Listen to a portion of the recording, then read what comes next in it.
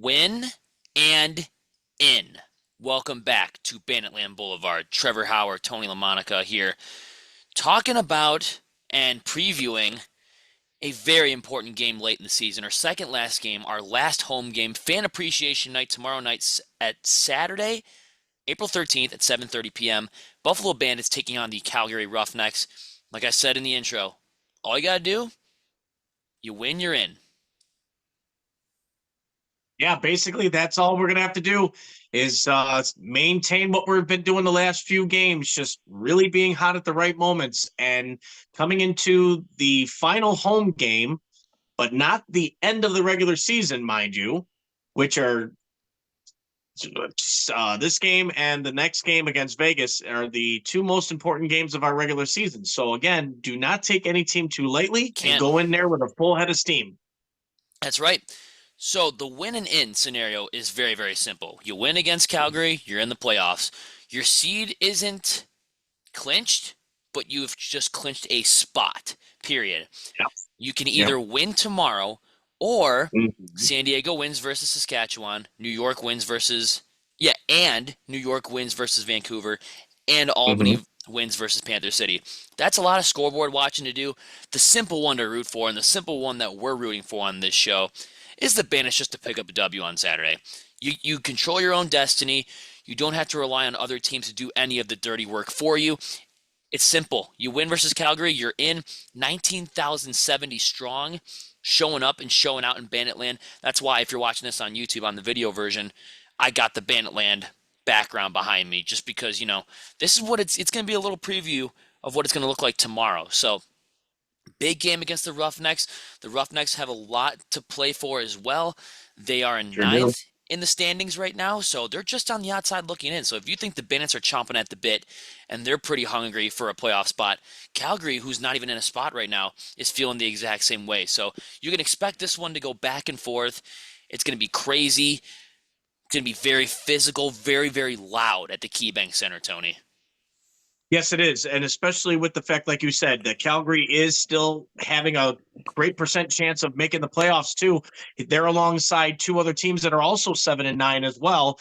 But again, crucial moment for these two teams. One to even try to make an attempt to go 8-9 and get themselves into a playoff spot, or for the others, for the good in the orange and black, all we need is one more victory and it's automatically in no matter what we do from here on out. But there are some good scenarios. Before we do talk about like our players to watch and so, etc., here's what we can expect if our scenario goes according to his plan. Yeah, go for it. If the Bandits win the last two games tomorrow night and on the road against Las Vegas, and the other two teams that are ahead of us, which is Albany and Georgia, we can easily move up to third place.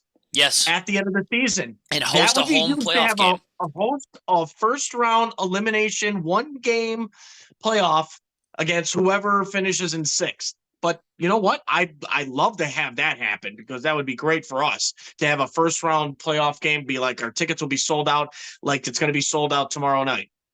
That'd be great. Other than that, I'll take a 1-1 and still march in. That'd be fine.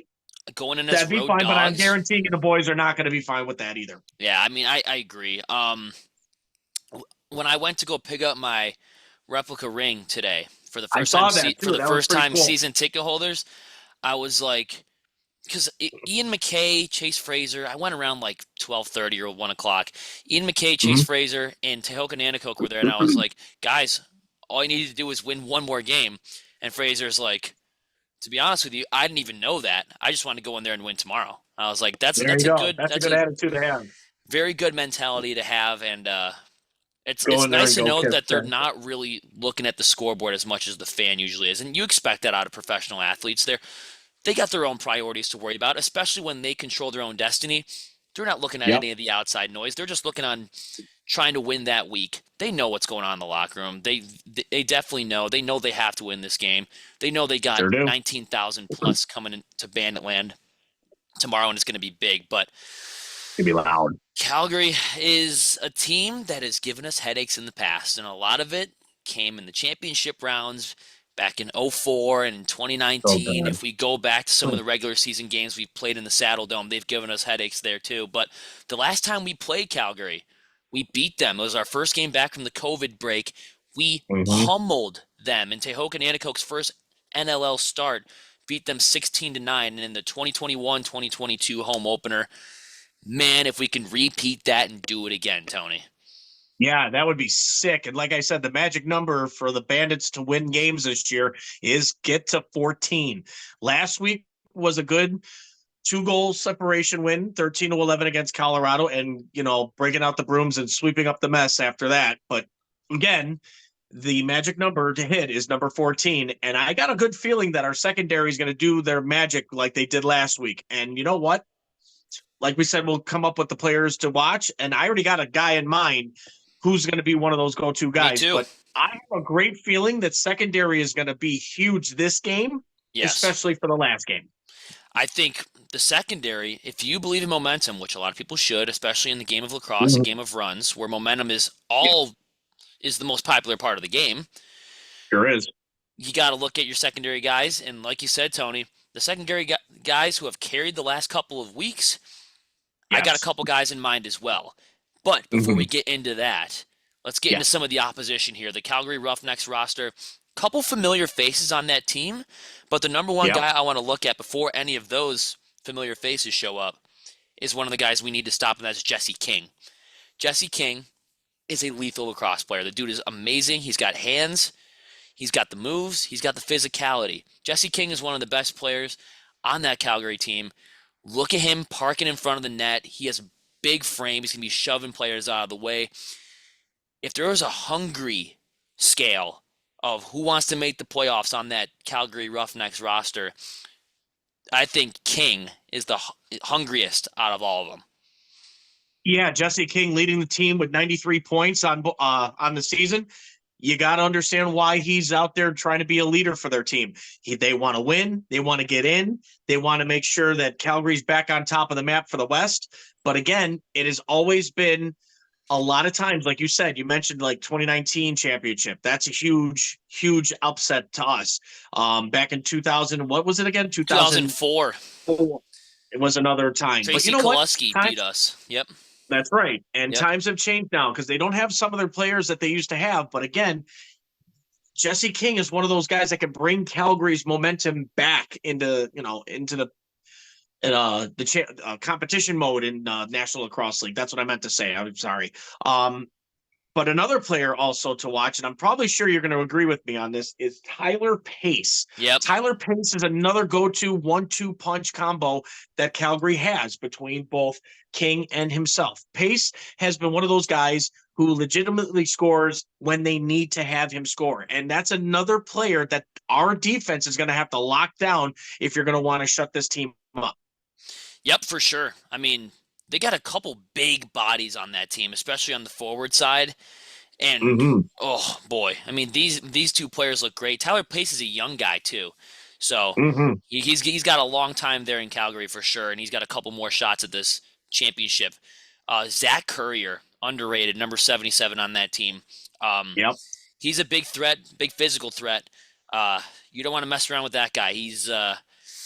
He'll put you in a bad spot if you get on his bad side. But I think the Bandits have the firepower to play around him. I mean, 8 other teams that are ahead of them in the standings know how to play around him. So, but he's definitely one of the key players to watch. I was conflicted between him. Of course, you got to look at this guy too. Also, I'll throw his name out there, Christian Del Bianco. He's a player that when it matters most, like the championship and the playoffs, he pretty much owns us. So we flipped the script on the Dylan Ward. Oh, we can beat any other goalie except for Dylan Ward. Well, we turned that script and flipped it upside down. We look at this one with Del Bianco. I mean, the last game we faced against them, granted it was 2.5, 3 years ago, but we put up 16 on them. And Yes, they were conflicting in that third quarter of that game whether or not they're going to send in another goalie for the fourth quarter because they were beating them so bad. So no matter how the past and the present, however the cards may lay out in that regard, Tristan Del Bianco is still one of the players that, like, he's either really on his game against Buffalo and he's tough to stop, or he's really easy to pick apart and find the back of the net. It just depends on what Christian Del Bianco we're going to get tomorrow night. Yeah, basically it's like a full course appetizer, like in your plate. That means he's going to do really well. Or he's like Swiss cheese, and that's all he's got on the plates. But Yep. otherwise than that, you got to understand that Christian Del Bianco is what the reasons why the Roughnecks have had a chance to even make playoffs and had a chance to be back on top on the National Lacrosse League again is because of his goaltending skills, his butterfly style goaltending. He is all over the place.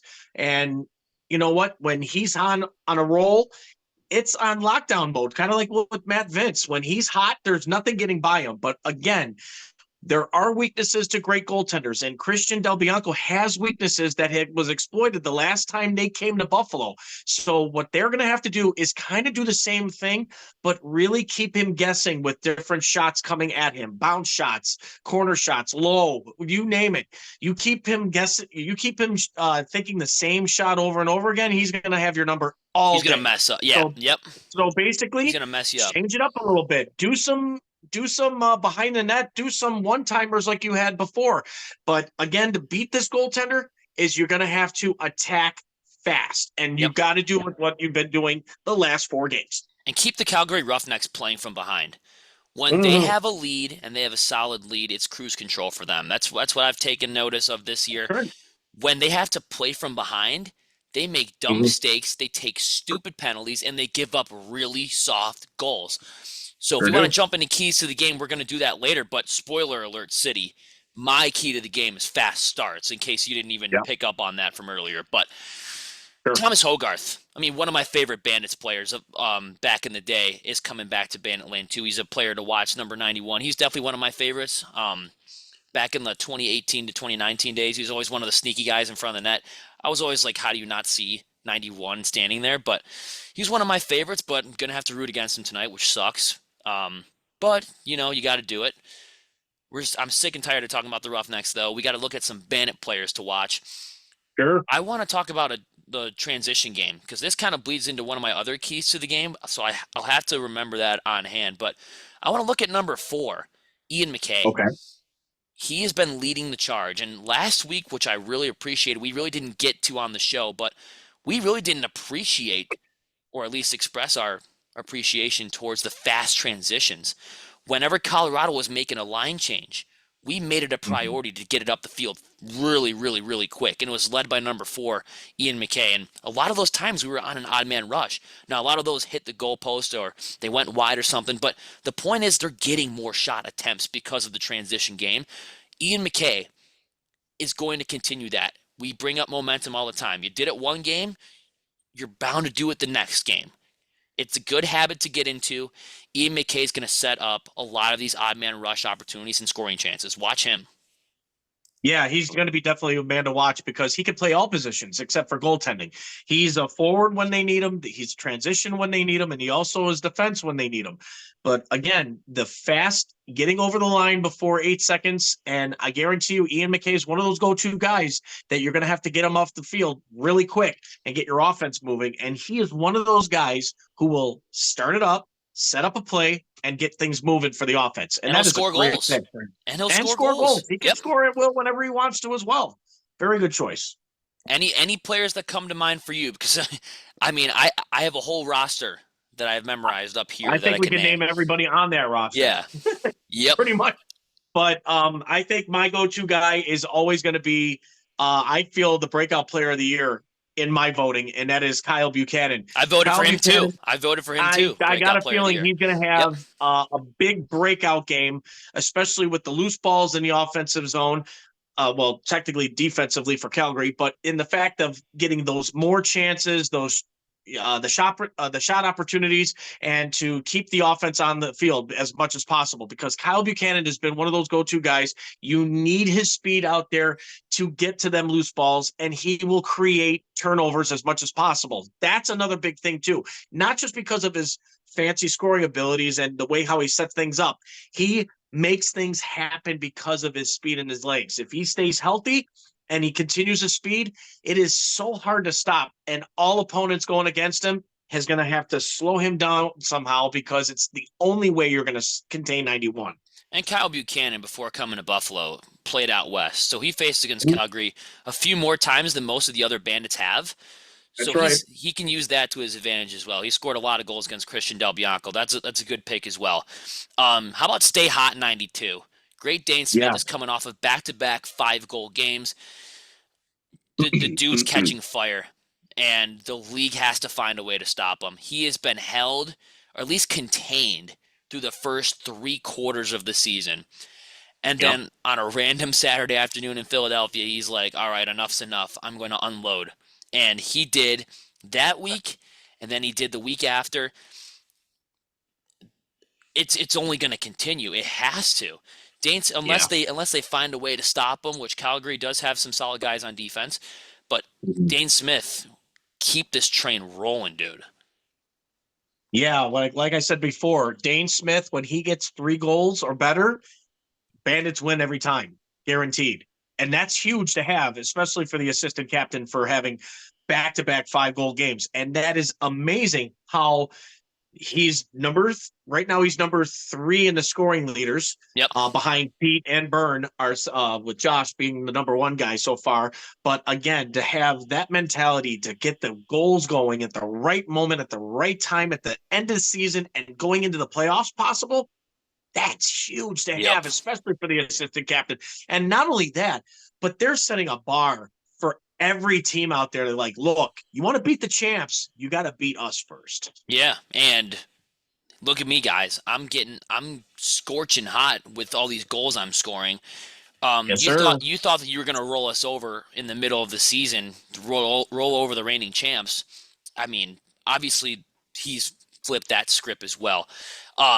Josh Byrne, definitely a player to watch as well. He's been on a goal scoring tear the last month, and it's going to take a whole team to stop the tandem of 22 and 92. Josh Byrne and Dane Smith, they are the ultimate tag team. They're like the D-Generation X of the Bandits. They're like Wayne and Garth, right? From Wayne's World. They're like Wayne and Garth. They're the ultimate Simon and Garfunkel or something.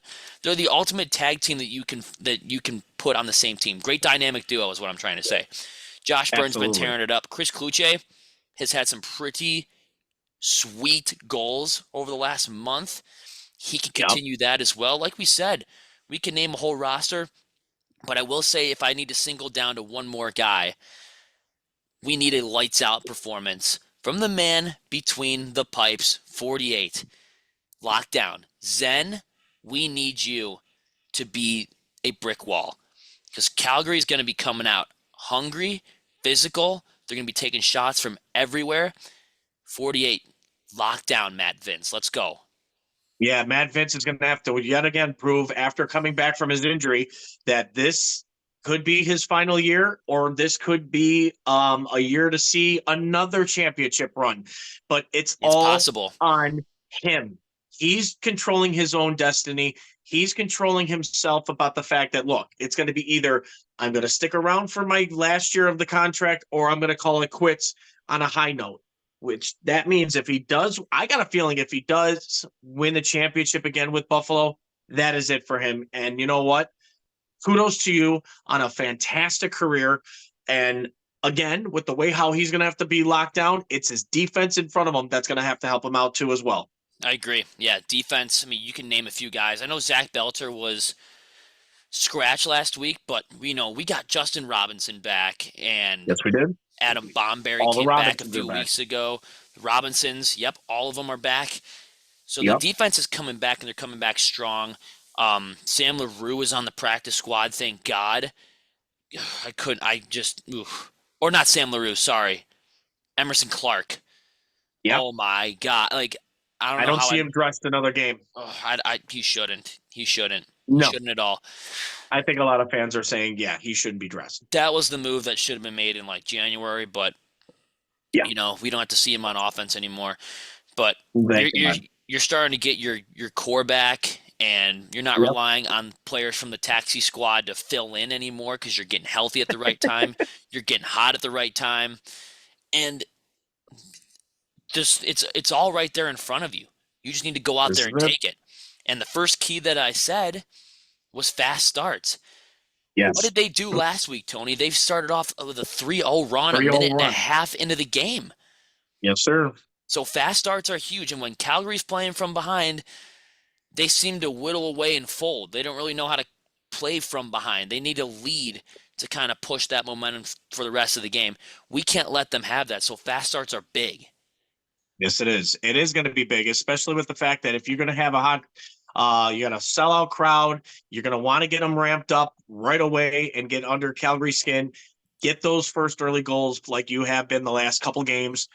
And it's nice to have that little comfort zone, but also the fact it's like, all right, we're not going to get gassed out because of one quarter and then just kind of slow down and, think like our opponents are going to be like, they're not playing as strong as they were. Maybe we can take advantage of this. And then all of a sudden, like right near the end, they're going to start, hitting that gas pedal again. No, play a full 60 minutes. That's going to be a key plays of the game is 60 full minutes of lacrosse. Do not quit at any time.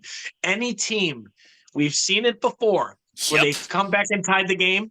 You cannot do that with Calgary, especially being at home. You have got to play a full 60, full steam ahead, make a statement game this Saturday night. I was going to say, I don't care if you're up 13-5 in the fourth Pull quarter. them out of the water. I don't care. Go for that 14th goal. Then go for that 15th goal. Then go for the 16th goal. I don't care how much you're up by.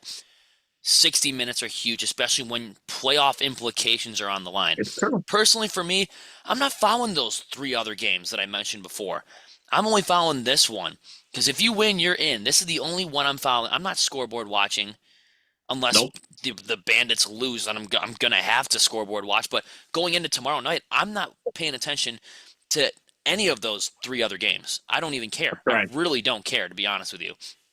Mm-hmm. So if we win tomorrow, they clinch. We're in. 60 minutes, fast starts, and what comes with that, fast transitions, meaning quick line changes, get the fresh legs out there quick as possible. And, I mean, we can say stay out of the penalty box. It seems like we say that every single week, but Pretty much do. why don't we just play lockdown defensively so we don't need to even worry about taking a stupid retaliator penalty. Once you get the ball out of the zone, the chances of you drawing a penalty are very, very slim. So That's true. keep the ball in their end and play shutdown, protect Vince, because we've seen I don't even remember. I think the last home game was close to a month ago already. I think it was March 16th or something, the last home game. But we've seen players that are charging the net. They run into Matt Vince. And then what happens? Matt Vince kind of gets up. He's a little bit shaken up. And then the defenseman that stood up for him gets the penalty. Protect Vince. Once you protect Vince, you give him confidence. He's going to be locked down. Those are our keys to win. The rest of it is up for you guys to take. Yes, it is. Oh, and one more key thing too, because we've seen a lot of miscues in the last, like say the second quarter against Colorado.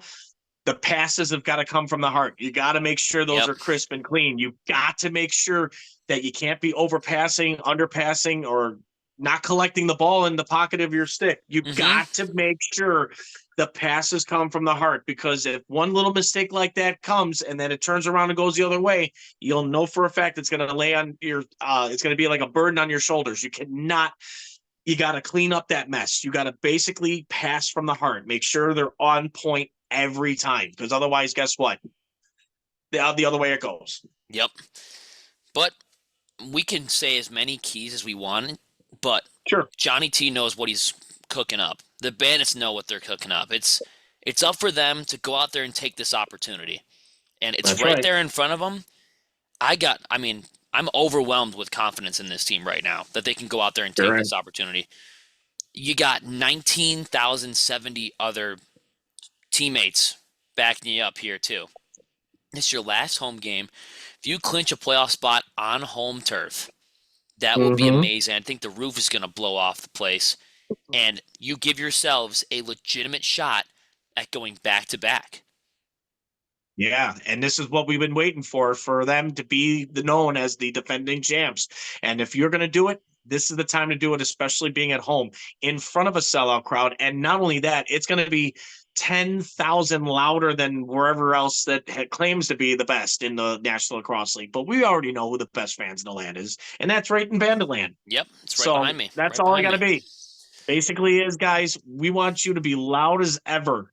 Make some noise. Get this team, their confidence on their back, and also to drive Calgary out of Buffalo. Just let's get them and let's just beat their asses tomorrow night.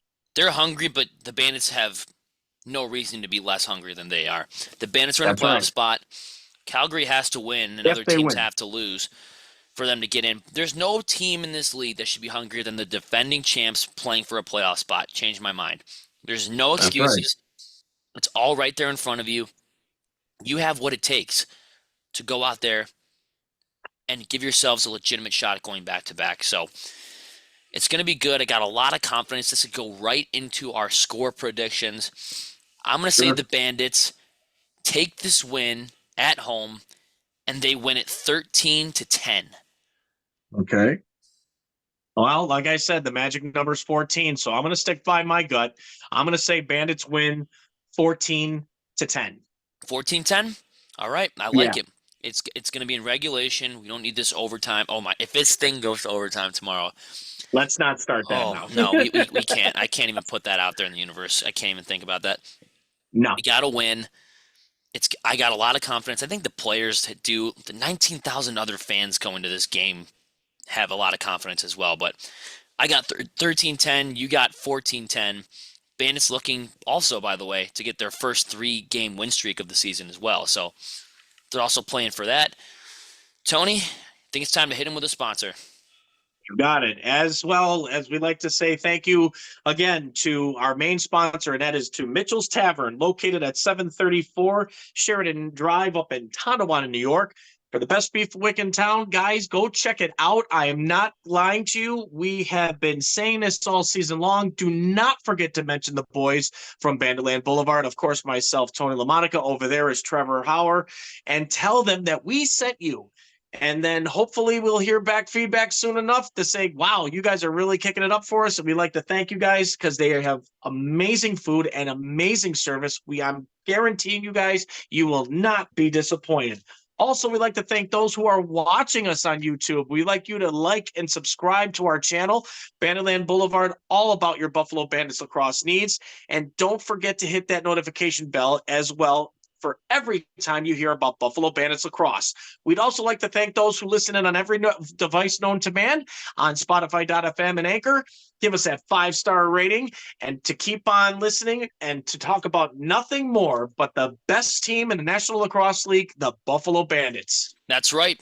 Winning in all the options of going to the playoffs and defending in your favor. They're right there in front of you.